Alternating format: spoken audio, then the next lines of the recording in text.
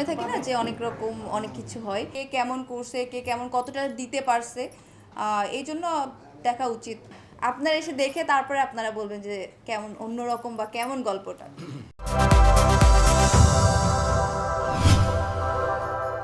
আমার অভিজ্ঞতা খুবই ভালো ছিল, যেহেতু আমার ফার্স্ট সিনেমা। আমি হয়তোবা শুনে শুনে থাকি না যে অনেক রকম অনেক কিছু হয়, তো সবাই এত ফ্রেন্ডলি ছিল, খুবই ভালো লাগছে। প্রতিটা দিন আমরা সবাই এনজয় করছি।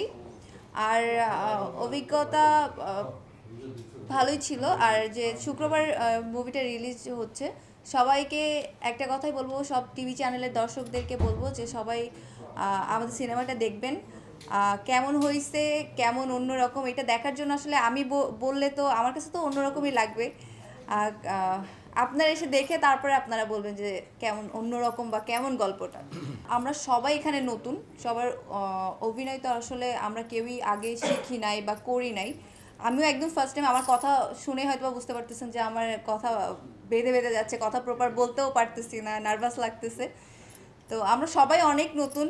আর সবার চরিত্র বা কে কেমন করছে, কে কেমন কতটা দিতে পারছে, এই জন্য দেখা উচিত আমার টিমের জন্য। অভিজ্ঞতা অবশ্যই অনেক ভালো ছিল। আমি আমি আশা করি না এতটা যে এতটা ভালো হবে, কিন্তু ভালো হয়েছে। আচ্ছা, আপনার ক্যারেক্টারটা কি ছিল একটু বলবেন? আমার ক্যারেক্টারটা, আমি মুভির হিরোইন ছিলাম। হিরোইন ভিলেন দুইটা মিলায় নেগেটিভ পজিটিভ ক্যারেক্টার ছিল।